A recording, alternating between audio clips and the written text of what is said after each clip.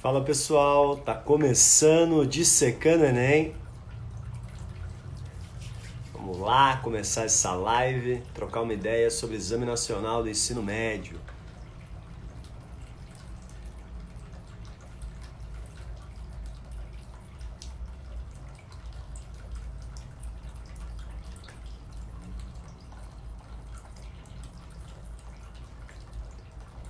Fala Ale, boa noite. Daqui a pouquinho a gente está começando o Dissecando. Guardar o professor Parada aí pra gente conversar um pouquinho sobre o Exame Nacional do Ensino Médio.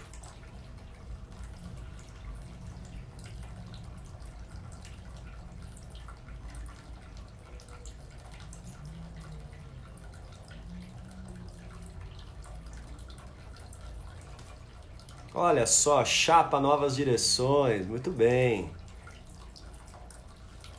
Grêmio Estudantil, Colégio Cristo Rei nos representando aqui. Salve pessoal, vamos chegando mais. Boa noite.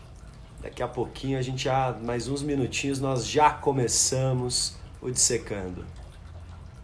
O professor Parada acabou de chegar. Salve!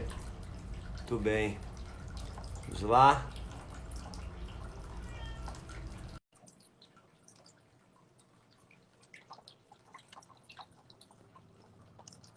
Ó, Juan. E Ó o aí, homem aí. Olha o homem aí. Classe boa noite. trabalhadora, se hidratando. Tudo em paz, Pedrão? Tranquilo, mano. E aí? Tudo bem. Preparado para dissecar o Enem? Bora aí, vamos falar um pouquinho sobre essa prova. Tudo bem.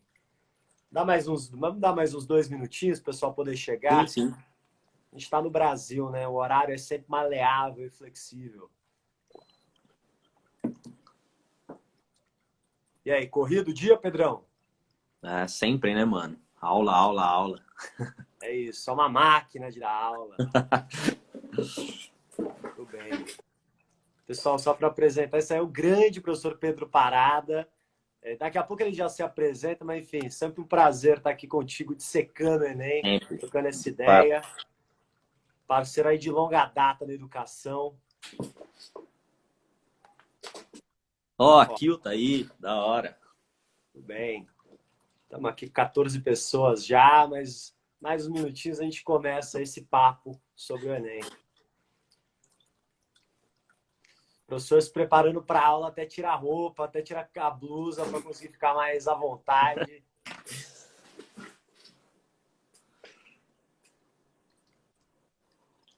Tudo bem. O áudio tá bom, Rodrigo? Você tá conseguindo me escutar aí de boa? Estou te ouvindo bem. Deixa eu Beleza. aumentar até meu som.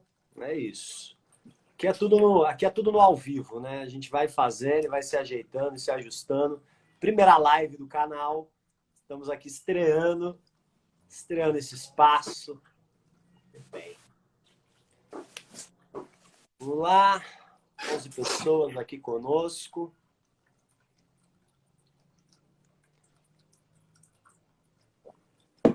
Já vamos começar, pessoal. Quem chegou agora, um pouquinho de paciência, já vamos começar. Muito bem. No meu relógio são 7 horas e 2 minutos. Vamos começar? Bora, Para vamos ser começar aí. preciso? Tudo bem. Sim. Pessoal, só para explicar o que é isso, o que está acontecendo, o que quinta-feira à noite tem dois professores aqui para conversar sobre o quê? Eu e o Pedro, nós somos professores de cursinhos pré-vestibulares aí de longa data.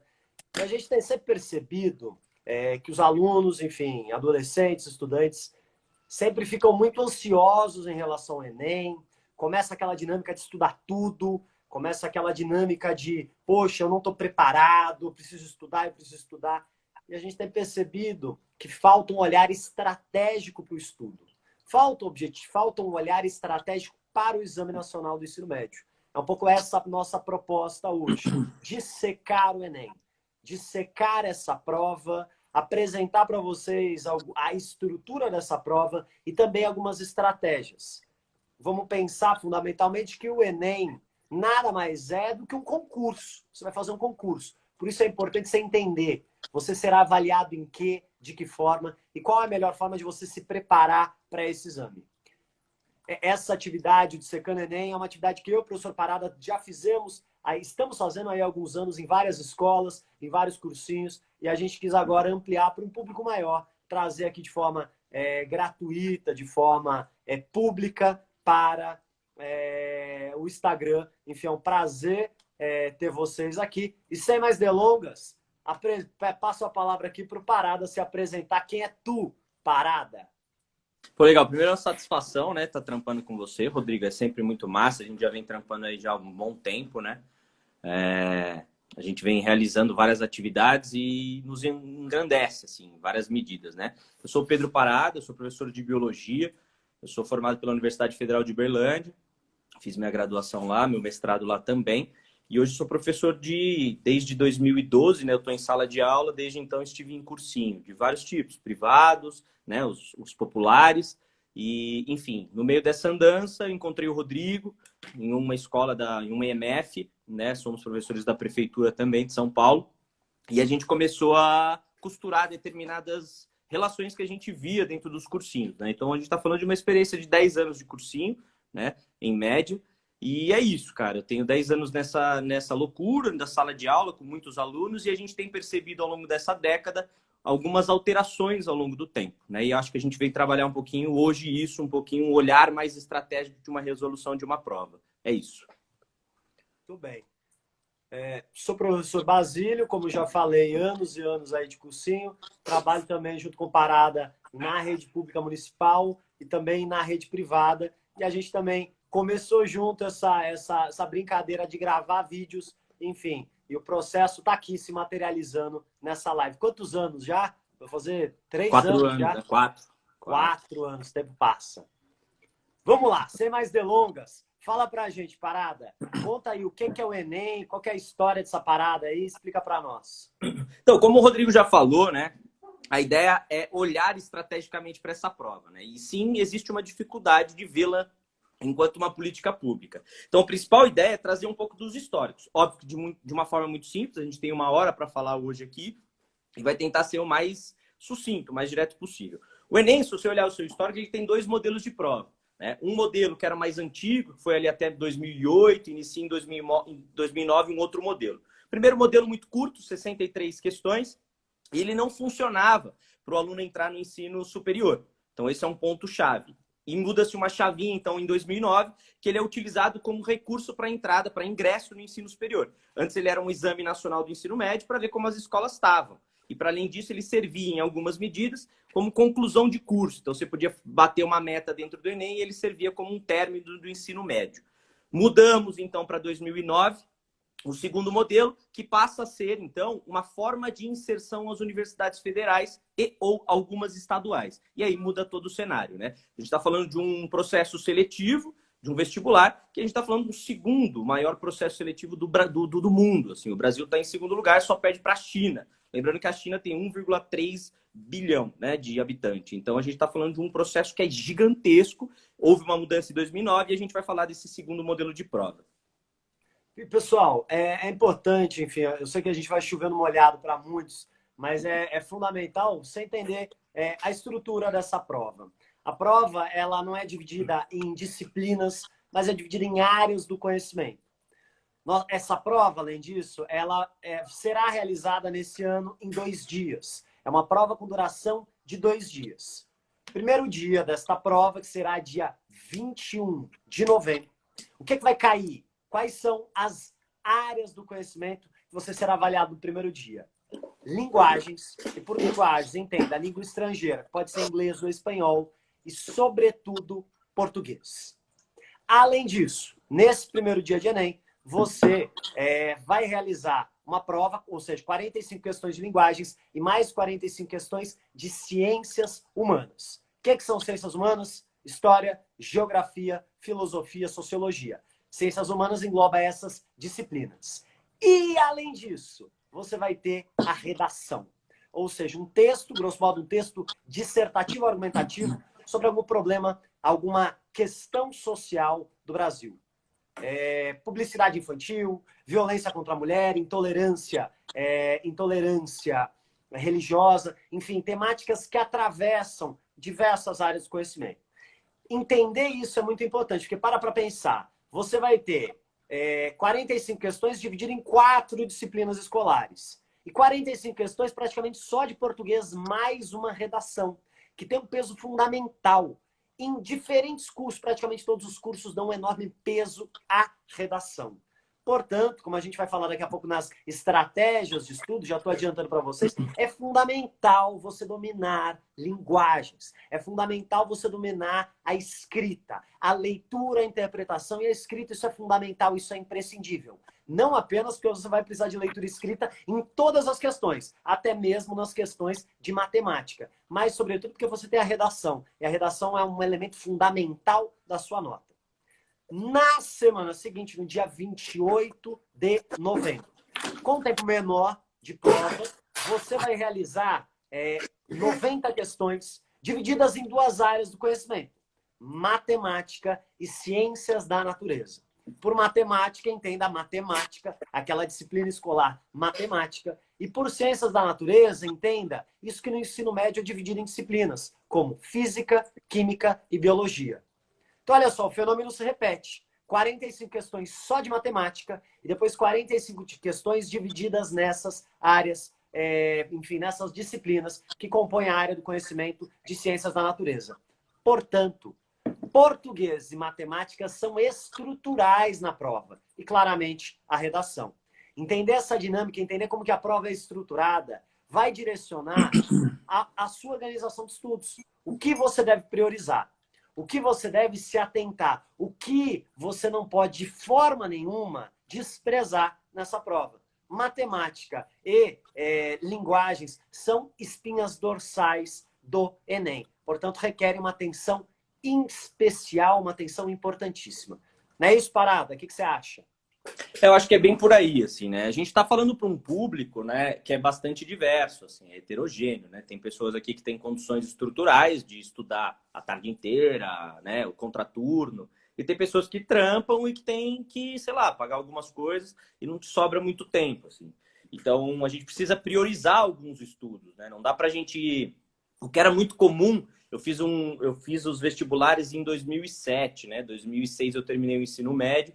Fui fazer, de fato, os vestibulares mesmo em 2007. Era muito comum também eu enxergar dentro dos cursos, né, dos direcionamentos, estudar para tudo. Mas, de fato, isso acabava não me atendendo. De certa maneira, a gente tem que priorizar, né? Óbvio que eu venho de um processo de escolarização para um outro tipo, né? Eu não entrei no vestibular, eu não fiz o vestibular pelo Enem. Eu fiz pelos vestibulares, que eram independentes, que era uma outra estrutura, né? E que, de alguma maneira, isso facilitou muito hoje para os alunos que prestam uma única prova, né? Ou mais algumas provas independentes, mas bravamente ou densamente a gente sabe que o Enem é que te coloca nas universidades. Então a gente a gente precisa traçar algumas estratégias e tem que ser muito claro para o estudante isso, sabe? Porque assim, você precisa pensar um pouco o seu tempo. Você tem um X tempo lá por dia para estudar e você precisa organizar os seus estudos. Não dá para sair estudando qualquer coisa e a quantidade de tempo. Como o Rodrigo colocou, se você olhar para as ciências da natureza, a gente vai ter, em média, 15 questões de biologia, 15 de física e 15 de química. Então, assim, em relação à prova de português, você vai ter 45 questões. Então, entre português e biologia, eu vou te dar muito claro, eu sou professor aqui de biologia, vou te dar muito claro o caminho. Você precisa estudar português. Então, eu não estou falando para você abandonar frentes e falar, olha, não vou estudar biologia, eu não vou estudar física, eu não vou estudar química. Muito pelo contrário, você tem que estudá-los, mas você tem que dar mais prioridades a determinados segmentos da prova. Matemática e português são os 2 maiores problemas que a gente encontra no processo de escolarização. Então, se você for para o ensino fundamental, há uma grande dificuldade de interpretação de texto. Então, se você entrar em qualquer escola agora e conversar com o professor de língua portuguesa e literatura, ele vai te falar, olha, existe um sério problema que é de interpretação. E aí a gente vai trazer uma perspectiva de prova que está muito vinculada à interpretação, inclusive dentro das estratégias de resolução das próprias provas de biologia. Então, um fato histórico precisa ser olhado pelo aluno. A gente tem dificuldade histórica de interpretação. Então, há necessidade de você estudar muito português, muita redação, né? Dentro do português vai ter a literatura, vai ter a gramática. Já no conceito da matemática, cara, são 45 questões. Não dá para abandonar português e abandonar a matemática, que é metade da pontuação da prova. A gente vai estar falando de 90 questões. Então, assim, no foco maior, independente se você goste ou não, a gente precisa olhar profundamente para a prova de português e para a prova de matemática. E aqui entende-se português como códigos e linguagem, que aí tem educação física, tem gramática, tem literatura, né? Tem, entre outras áreas aí dentro dessa prova. E aí o que é interessante da gente pensar? A gente vai pensar um pouco sobre o edital de 2021. Né? Se você analisar os últimos editais, os últimos 10 editais, eles são muito semelhantes. A gente tem agora, sim, algumas coisas novas, né, que perpassam um pouco agora a nossa formação, de falar um pouco sobre as provas que são realizadas online, né? Mas, do ponto de vista prático, vai ser uma prova muito semelhante. Então, você vai até uma escola, vai realizar a mesma prova, que é a mesma organização e com mesmas datas. Então, se você abrir lá o MEC, o site do MEC, e ler os editais, você tem 2 editais separados, da prova impressa e da prova digital. Eles são muito semelhantes, né? Então, ambos vão abordar 45 questões de matemática e 45 de português, de linguagens e código. Só que tem uma situação que a gente precisa entender.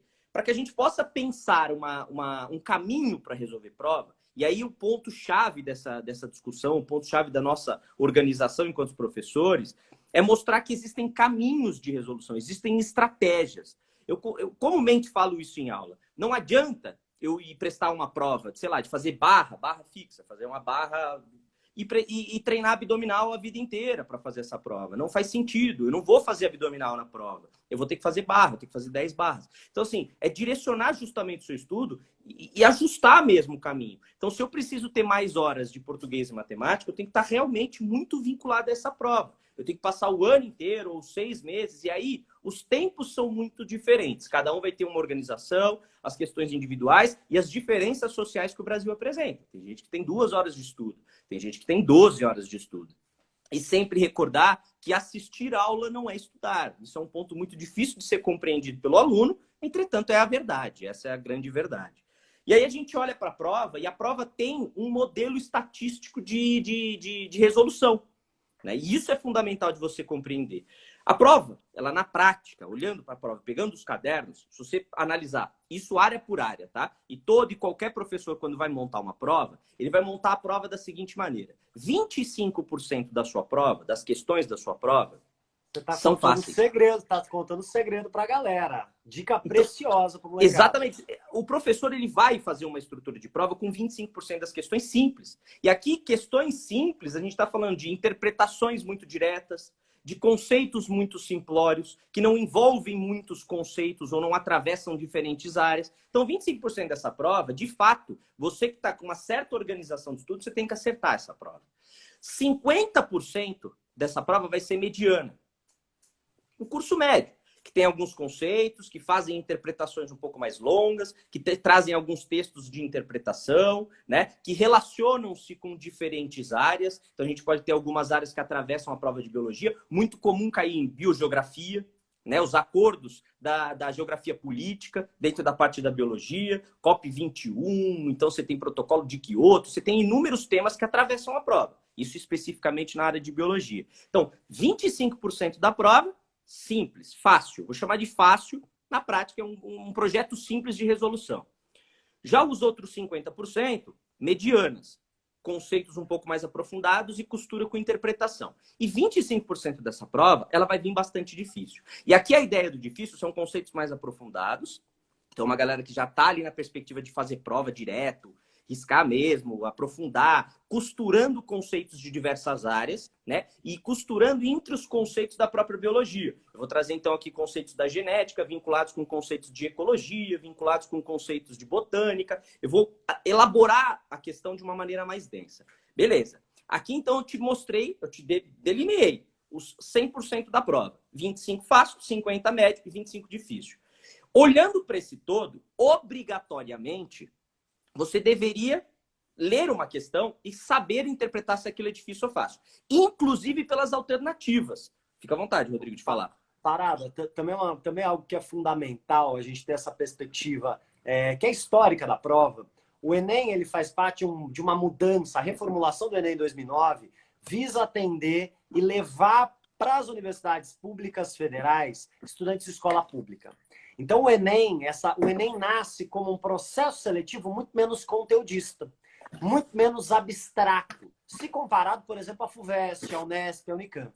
ele nasce muito mais calcado na ideia de questões práticas, questões que estão ligadas à vida cotidiana dos grandes centros urbanos. Então, questões ligadas à ecologia, questões ligadas a transporte, questões ligadas à memória, patrimônio, coisas que estão no nosso cotidiano.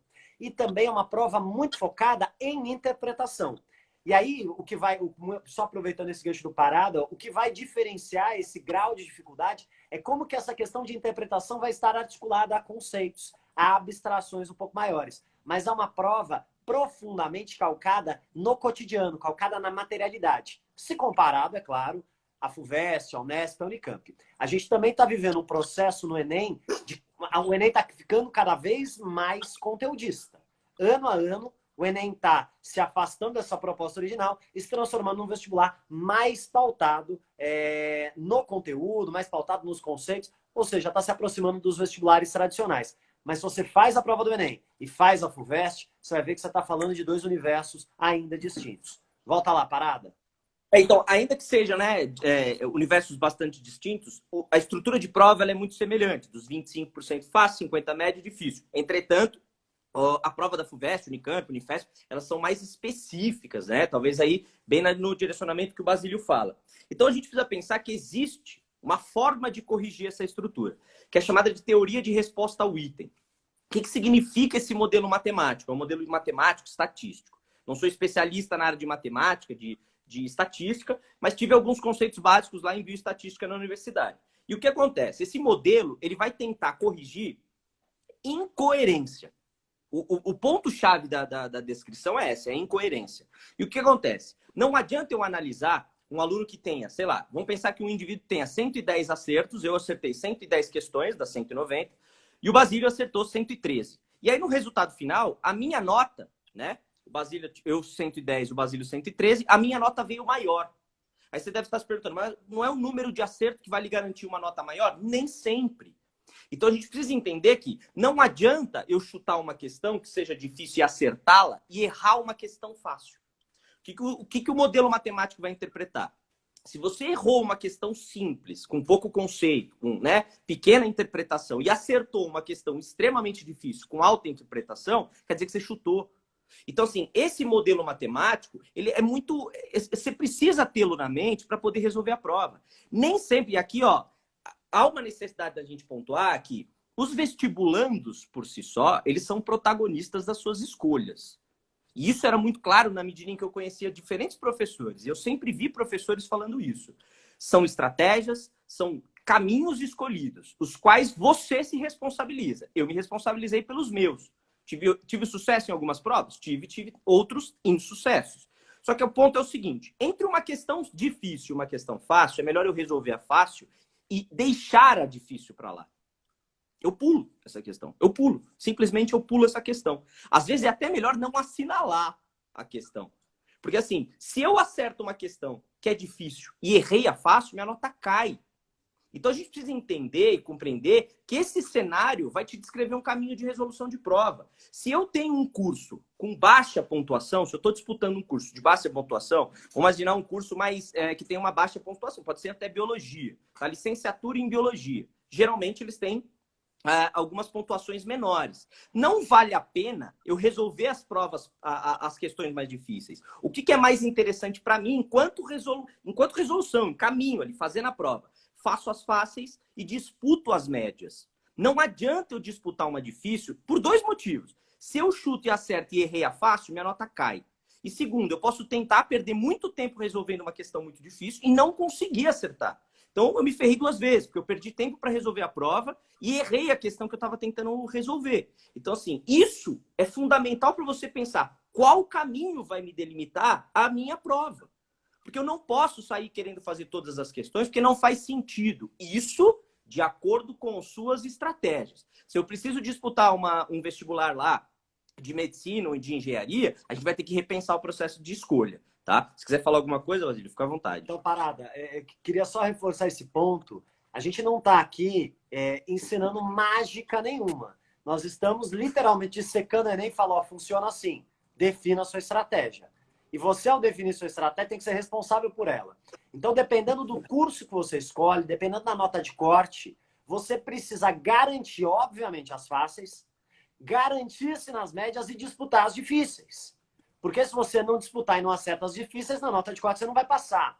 Por outro lado, você precisar fazer as difíceis e acertar essas difíceis também depende da sua estratégia. Depende do que você vai priorizar. Aí você vai me perguntar, Basílio, mas como é que eu vou saber se a questão é difícil ou fácil? Então, meu querido e minha querida, se você está prestando Enem, você precisa ter um mínimo domínio do conteúdo para bater o olho numa questão e falar, meu Deus do céu, isso aqui é difícil. Essa daqui eu deixo para o final da prova. Mas perceba, eu vou deixar para o final da prova, ou seja, eu preciso calcular o tempo, eu preciso me organizar estrategicamente em relação ao tempo. E olha só, é você e 90 questões naquele dia. Mais nada. Um relógio que nem vai estar no seu pulso, vai estar lá na frente da sala. Portanto, é tudo estratégia. Você precisa definir essa estratégia. E você precisa definir essa estratégia a priori, antes da prova. Porque se você resolver decidir todas essas questões na hora da prova, você vai ficar ansioso, seu coração vai começar a bater acelerado, você não vai fazer essa prova. Portanto, é importante o teste, é importante o treino, é importante você definir estrategicamente qual é o seu percurso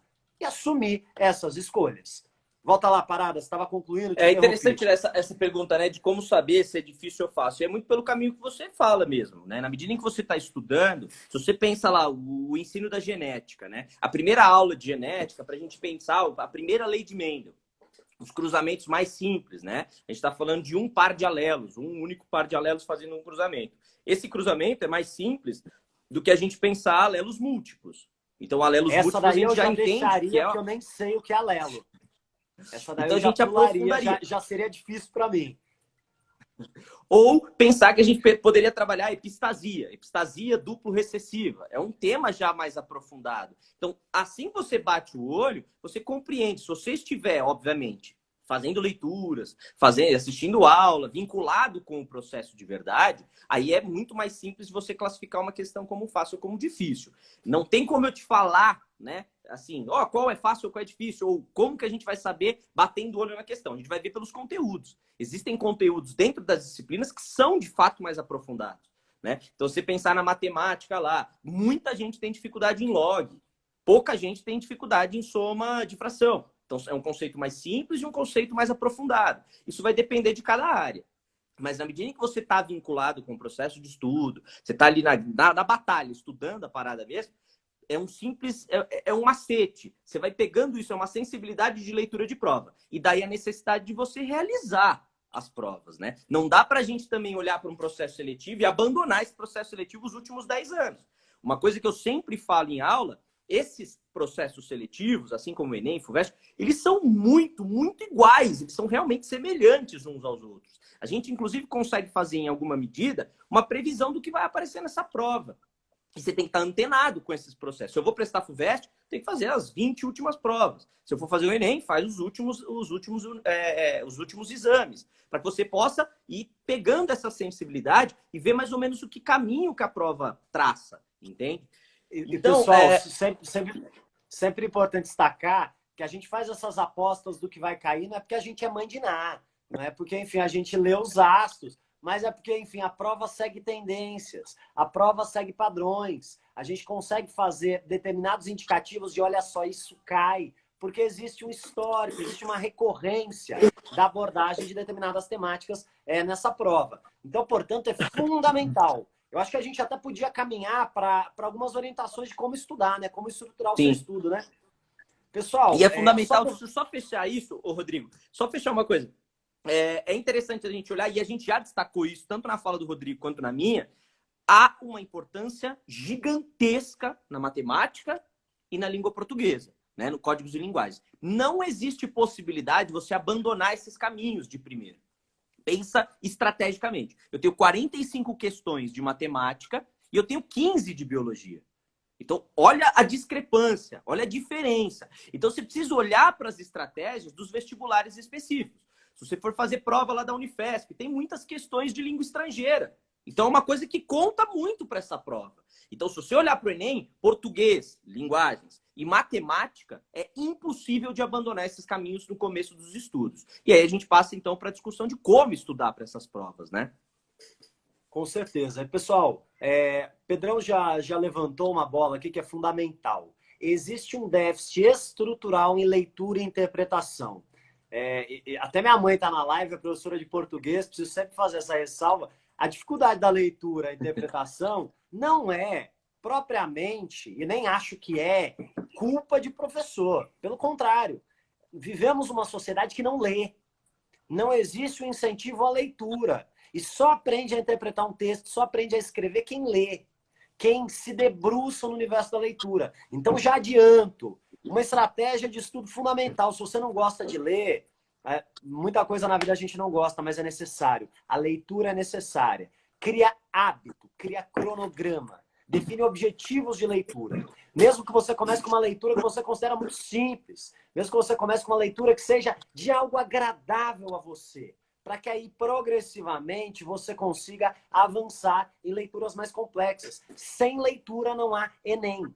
Se você não desenvolver o hábito da leitura, e o hábito é fundamental para o gosto, a gente começa a gostar de coisas que estamos habituados a fazer, a viver e a experimentar. Então, fundamental, antes da gente dar qualquer estratégia de estudo, leia. Leia incessantemente. Descubra o mundo. Conheça o mundo através da leitura.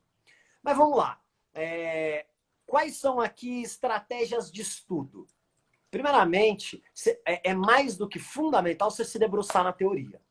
E essa teoria ela tem que ser uma teoria direcionada.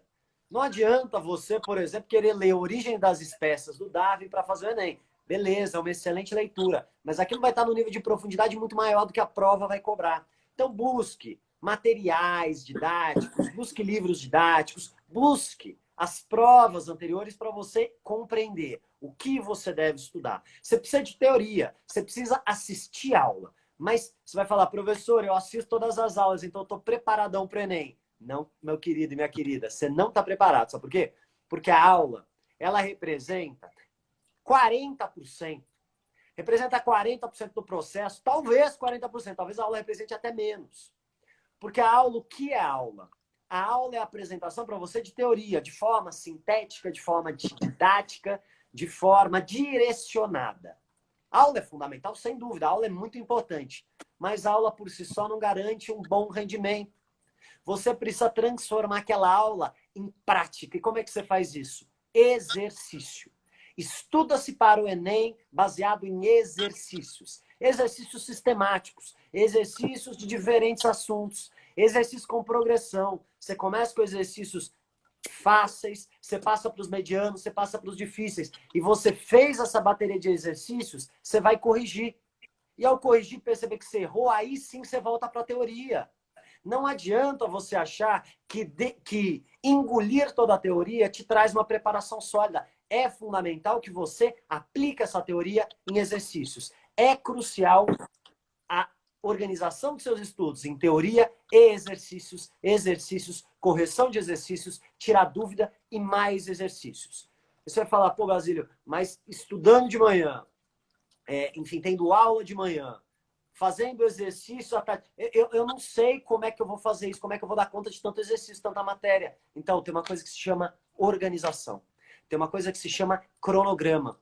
É crucial que você tenha um cronograma de estudos. E adivinha só, se português e matemática são matérias com peso fundamental, adivinha só, você precisa ter mais tempo para essas disciplinas. A não ser que você se garanta. A não ser que você faça todos os exercícios e fale, não, isso aqui eu gabaritei. Tudo bem. Aí você tira aquelas disciplinas e aí você prioriza no que você tem mais dificuldade. Mas perceba, você precisa ter horários.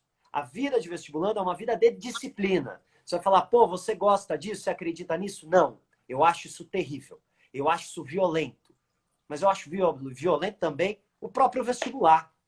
Você falar, mas para você deveria ter vestibular? Eu acho que não. Mas eu achar que não faz o vestibular desaparecer. Então, já que o vestibular é uma realidade, a gente precisa se adaptar a essa realidade. E para isso é fundamental organização, cronograma e disciplina. É fundamental que você discipline seu tempo. É fundamental que você delimite que naqueles 50 minutos você vai estudar biologia e parte daquele tempo vai ser para teoria e parte será para exercícios. Se você não consegue disciplinar o tempo, se você não consegue disciplinar o seu corpo a ficar sentado realizando exercício, você vai ter dificuldade na hora da prova. Portanto, comece a experimentar isso desde já. Comece a treinar seu corpo, sua mente, sua concentração para o dia da prova. Perceba, nós temos ainda meses antes do Enem. Se você está no segundo ano do ensino médio ou no primeiro ano do ensino médio, você tem mais tempo ainda para se preparar. Ou seja, é crucial disciplina. É sempre importante destacar. Você precisa organizar até o teu tempo de descanso. Quando vai chegando outubro, o pessoal vai ficando na loucura de assim, meu Deus do céu, eu não estudei, meu Deus do céu, eu não revisei, meu Deus do céu, eu não vou passar. Isso sempre acontece. E adivinha só? Até as pessoas que vão passar sentem isso. Você precisa ter um tempo para ler um livro, você precisa ter um tempo para ver um filme, você precisa ter um tempo para dormir com qualidade. E para isso você precisa de organização. Para isso você precisa organizar os seus estudos de um médio a longo prazo, para que você consiga ter uma vida saudável. E adivinha só? Aquele provérbio latino, corpo são, mente sã. É fundamental o cuidado com a sua saúde, com a sua alimentação, com o seu sono. Isso também é uma estratégia fundamental para o seu rendimento, para o seu processo de assimilação, para o seu processo de compreensão. Muito bem. Só fazer um adendo, Rodrigo. Eu acho massa a gente pensar a ideia do cronograma, né? A gente não está muito longe da prova, obviamente, né? E não é à toa que a gente tem passado nas escolas, né? A gente faz esse curso pago nas escolas, né? Então a gente realiza isso tanto em cursinho quanto em unidades escolares aí do ensino médio. E é interessante a gente mostrar para o aluno a necessidade da construção de um cronograma a longo prazo. Tudo bem que esse longo prazo agora tem 4, 3, 5 meses para a prova. Já é uma possibilidade. Mas lembrem-se que o Enem ele vai ter aí todos os anos, ou pelo menos a gente acredita que vai se estruturar enquanto política pública ainda nos próximos anos. Então, se não passou agora, a gente vai pensar no próximo ano. E o mundo não acaba pelo fato de você não passar nesse processo. Então, é pensar cronogramas a longo prazo e aí a necessidade dos profissionais atuarem nesse processo. É muito comum a gente negligenciar o trabalho dos profissionais de educação, achando que a gente pode resolver todos e qualquer atividade vinculada a esse intuito. Então, assim, eu não sou capaz de produzir um cronograma. Procure um professor, um orientador educacional. Se na sua escola existe um professor, ao menos, que tem uma certa disposição, que está mais vinculado com você, cara, troca uma ideia com ele. Fala, professor, você pode me dar um salve, me ajuda aqui, monta um cronograma comigo. Mostra para ele o que você tem de horário, o que você não tem. Manda mensagem. Caralho, a gente está aí nesse boom de mensagens de Instagram, Facebook, etc. Manda uma mensagem pro cara. Fala, professor, tô fudido aqui, não consigo me organizar. Me dá um salve aqui, me dá um caminho. Cara, existem 1000 condições para a gente montar cronograma. E cronogramas que sejam viáveis à sua vida. Não adianta também eu criar um cronograma que seja extremamente fechado e eu quebro na segunda semana. O que eu sempre coloco para os estudantes, quando eu entro no primeiro dia de aula no cursinho, é falar para eles, o primeiro semestre é mamãozinho, o segundo é pauleira, porque todos os finais de semana você está em prova, meu amigo. Todos. Então você vai fazer o Enem numa data, mas você vai ter o FRJ, você vai ter a Unifesp, você vai ter a FUVEST, você vai ter a Unicamp. Então todos praticamente, de outubro, setembro, outubro para frente, você está fudido. Final de semana acabou. Então assim, você não consegue botar mais em dia a matéria que se atrasa. Existe matéria que se atrasa? Sim. É impossível colocá-lo em dia sempre. Mas você tem que ver o tamanho também do atraso, se não é maior do que você está estudando. Então, montar cronograma é fundamental. Procure orientação para isso. E tá cheio de orientador, né? E uma coisa que é fundamental também é compreender que não existe uma única e exclusiva forma de aprender. É fundamental no processo de assimilação da teoria, no processo da aula, você entender que cada pessoa vai assimilar esse conteúdo de uma forma. Talvez você precise registrar, escrever, fazer esquema, fazer desenho. É importante que você respeite o seu processo. Talvez o seu processo é mais lento, você precisa, depois da aula, reler a teoria. Ou talvez você vai assimilar melhor lendo a teoria antes da aula. Você precisa experimentar. Nas primeiras semanas, nos primeiros meses, é um momento de experimentação. Pra você entender como é que você rende mais, como é que você assimila melhor determinado conteúdo, como é que você consegue mais produtividade na resolução dos exercícios. É entender que você é um sujeito singular. Não existe um padrão. Por mais que a gente viva numa sociedade que quer nos colocar em caixinhas, quer padronizar, entenda que você é um sujeito único.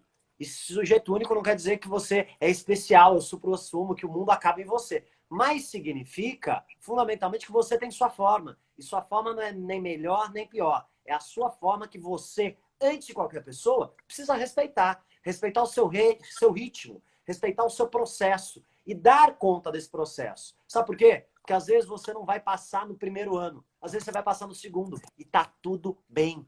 Tá tudo bem, a vida não vai acabar. E entender essa processualidade do vestibular, do seu processo de conhecimento é fundamental para que você tenha um resultado satisfatório. E, sobretudo, para que a sua saúde psicológica e física esteja em boas condições. Parada, deixa eu te perguntar. Estudando para o Enem, fazendo a prova, beleza. E a nota? O que se faz com a nota do Enem? Aí, então, né, é massa a gente pensar isso a longo prazo, né? É interessante a gente pensar esses cursos preparatórios, para viciar o nosso olhar para que a gente possa aumentar a pontuação. O foco de um curso de preparação para o Enem, a gente está falando do Dissecando o Enem, a ideia do Dissecando é aumentar rendimento. É fazer com que sua prova, sei lá, de 500 passa a 600, de 600 vai para 700. E isso progressivamente até você bater sua meta. Lembrando que a gente está trabalhando com meta. Se eu preciso de 900 pontos, eu preciso bater esses 900. Como? Eu não sei, mas eu preciso criar estratégia ao longo de 1 ano, 2 anos, 3 anos, aí depende de cada situação.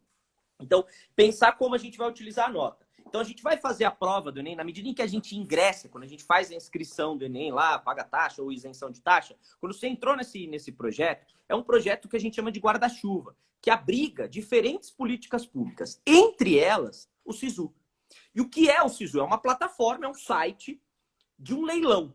Quem tem a maior nota, quem tem o maior valor, consegue pegar a vaga. Então, ele vai ter simulações diárias, são 3 dias de simulações e um fechamento final. Então, dá para você fazer algumas simulações e aí orientaria vocês a procurar como mexer no SISU e a esses tutoriais que tem na internet. Tem bilhões de tutoriais excelentes e que, inclusive, vai facilitar você saber mexer nesse site, que é assim, é bizarro, porque vai travar. A gente está falando de 6 milhões de pessoas fazendo uma prova e tentando acessar a mesma página. Dia. Você vai ligar para sua avó, falar, pelo amor de Deus, vó, tá travando, já era, meu Deus do céu, não vou passar. Você vai ficar dando F5 a noite inteira. Então é importante entender pelo menos aonde você vai clicar. Exatamente, eu acho que facilita, te ganha um pouco de gasto de energia ali na hora. Porque vai gastar onda, você vai se ficar maluco naquele momento. 6 milhões de pessoas acessando a mesma página, é caos total. Só que você vai tentar simular. Você vai simular a sua nota. Então, imagina que eu tenho 550. E aí você vai vendo os anos anteriores, qual foi a nota mínima que ingressou naquele curso X que você deseja. Então, imagina que eu quero biologia na Federal de Minas. Aí, sei lá, a última nota foi, sei lá, 650, o último cara da lista que passou. Se eu não tenho 660, provavelmente não vale a pena eu entrar nessa lista. Então, a gente vai tentar negociar. É um leilão. E você precisa compreender as regras desse leilão. É uma das políticas públicas que vai te atender, que é o SISU. Então, é uma plataforma para inserção da sua nota para tentar pegar uma vaga. E as vagas são ofertadas pelas universidades públicas, tá?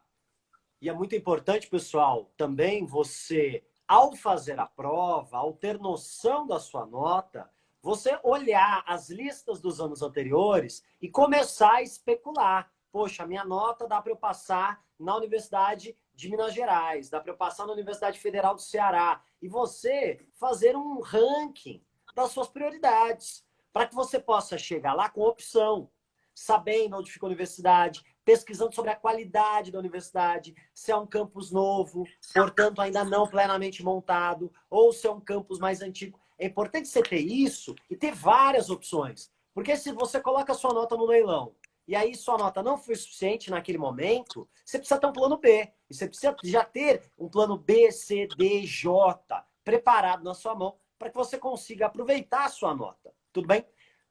Mas o Enem, Basílio, serve só para o ingresso nas universidades federais? Não.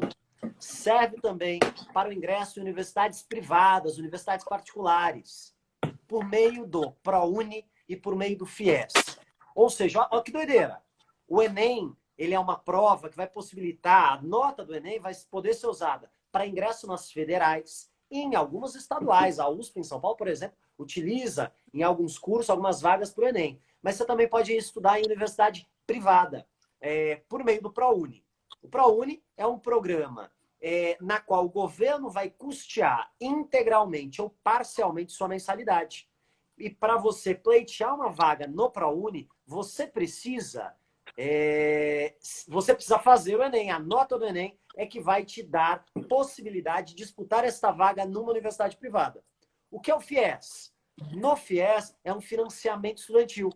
você não tem grana para pagar, você não está conseguindo trabalhar, você trabalha e o seu trabalho não está te possibilitando pagar aquela mensalidade. O governo vai te oferecer um financiamento a juros muito baixos.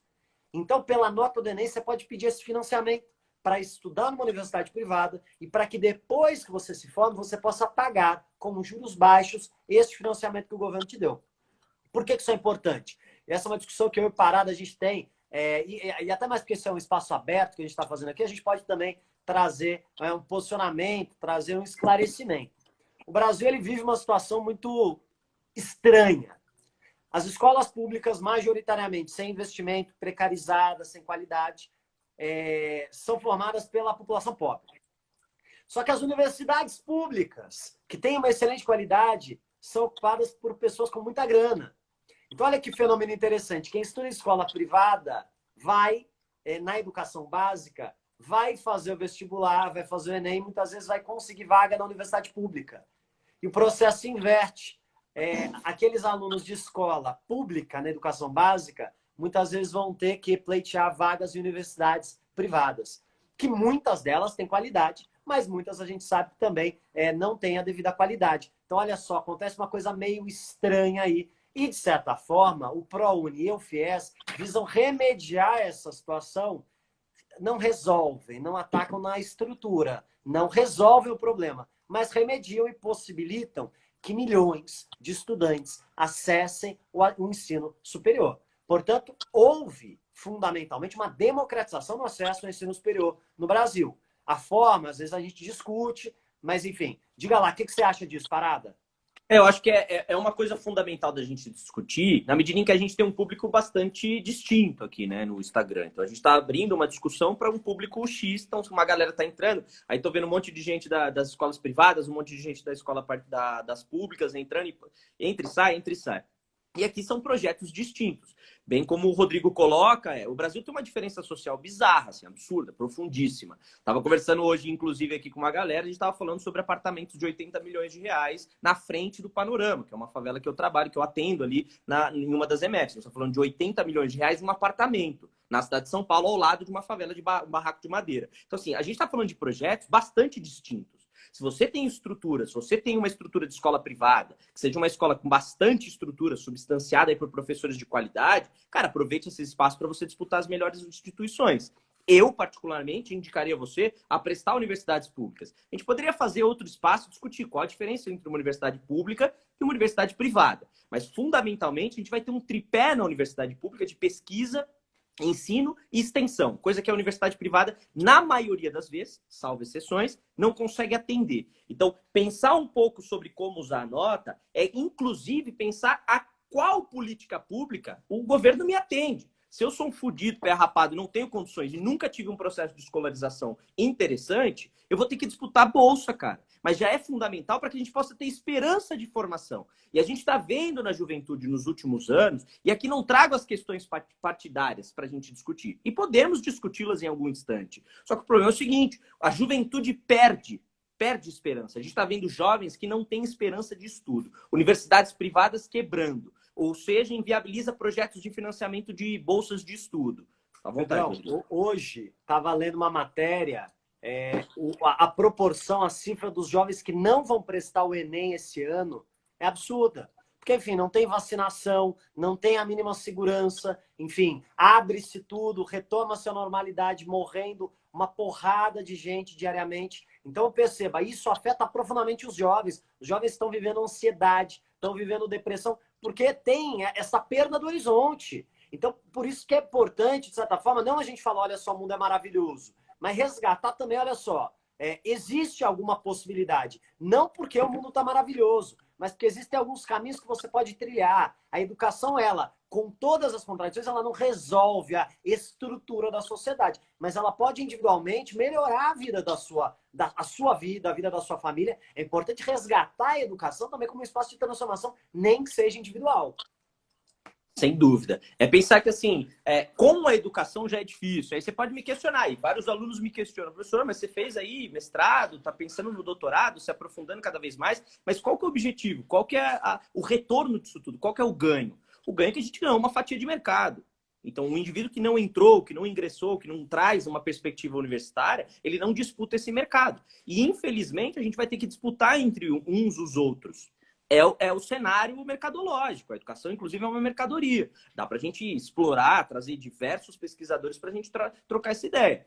O problema é, você tem uma prova, você precisa bater uma meta dentro dessa prova. Para quê? Ou para financiamento de estudo, ou para pleitear a vaga na universidade pública. Então, existem projetos distintos que você pode disputar. Aí você fala, pô, mas eu sou um fodido, eu não tenho estrutura, eu nunca tive processo de escolarização interessante. Cara, se estruture de alguma maneira para que você consiga pegar bolsas integrais.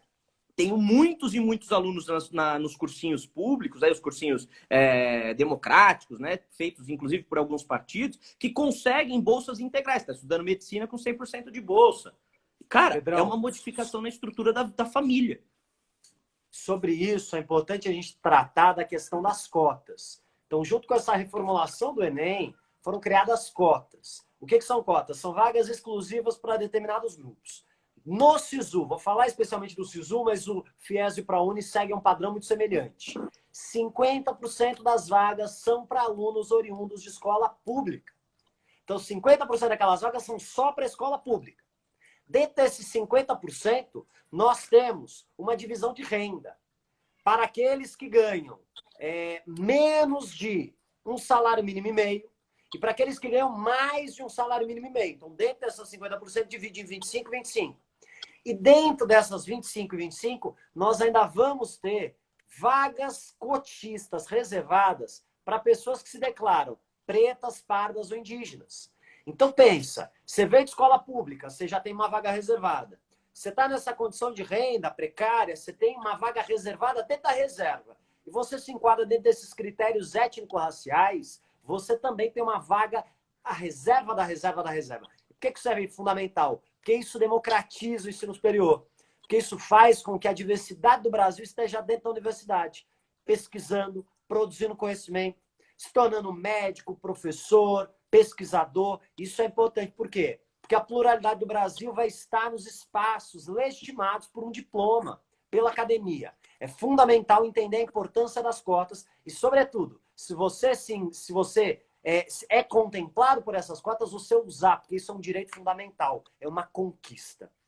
Mas uma discussão, Pedrão, aproveitando esse gancho que você trouxe, até porque a gente está se encaminhando para o final, é fundamental para a sua formação, para a sua preparação para o Enem, você pensar nisso aqui, ó, na sua saúde mental.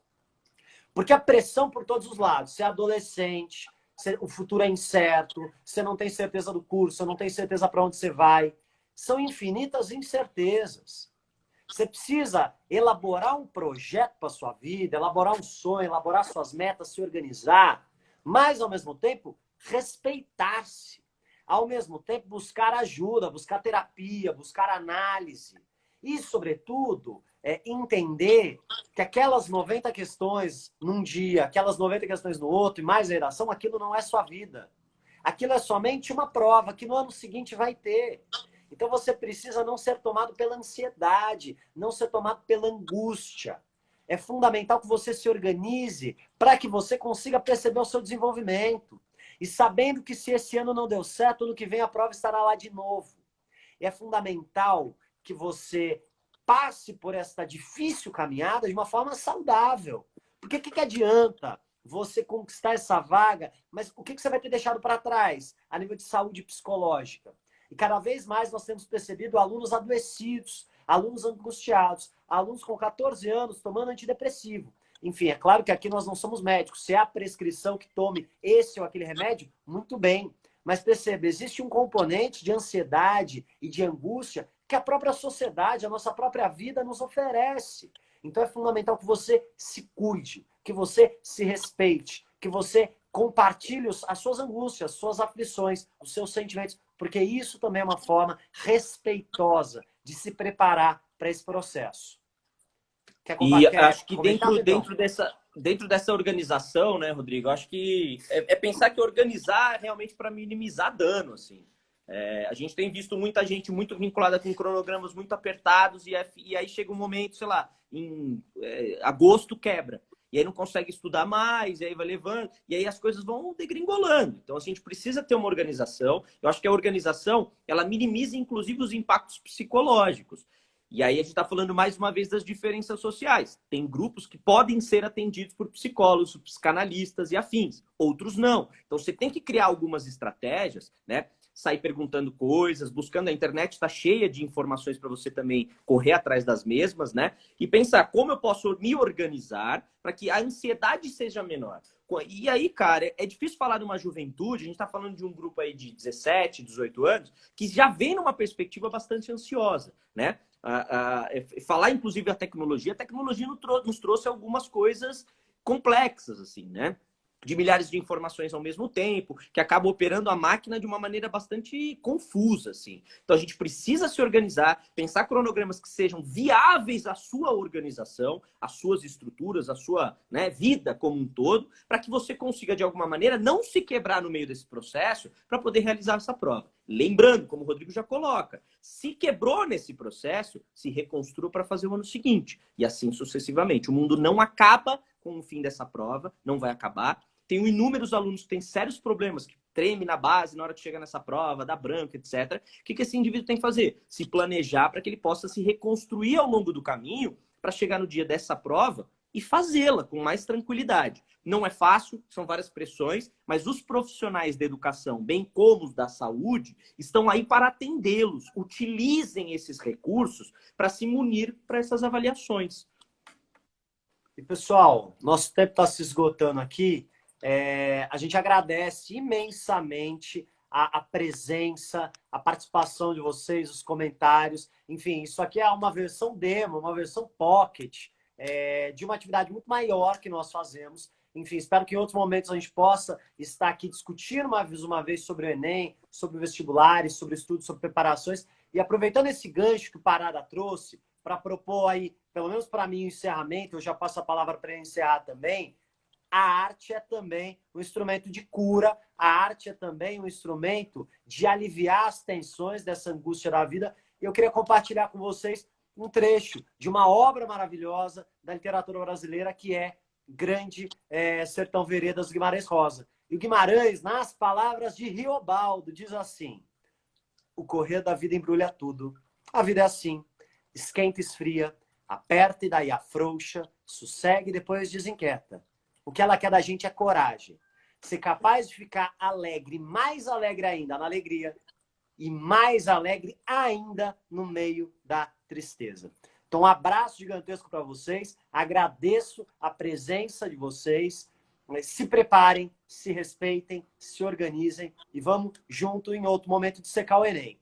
Parada, aproveito aqui antes de encerrar, antes de passar a palavra para você, agradecer sua presença ilustre. Deixou aí a coisa mais linda, que é a Lisa, filha do Pedro, que deve estar aí circulando pela casa. Agradeço aí você disponibilizar esse tempo para a gente trocar essa ideia. Fala aí e vamos então vou fechar, a gente tem um minutinho aí. Agradeço de antemão sua presença também, Rodrigo. É sempre muito bom fechar os espaços contigo, tá aí trabalhando junto, fazendo inúmeros projetos. E eu fecho com as palavras do Mauriase aqui também. Observo-te sumindo na estrada e guarda a imagem no vazio que deixas. Faltou dizer-te que sempre falta algo por dizer. Sim, estás pronto, que eu permaneço ao seu lado. Aqui permaneço, recomeçando como sempre, inacabado. Até breve. Valeu, galera. Valeu, pessoal. Nos falamos em breve. Vamos conversando aqui pelo Instagram. Enfim, depois deem um feedback aí, o que vocês acharam, comentários. A gente está aí. É importante a gente construir esse processo junto. E vamos ver se a gente se encontra em breve em mais um Dissecando Enem. Valeu, pessoal. Falou, valeu. Parada. Tchau, tchau. Tomar aquela gelada agora, hein? Sempre.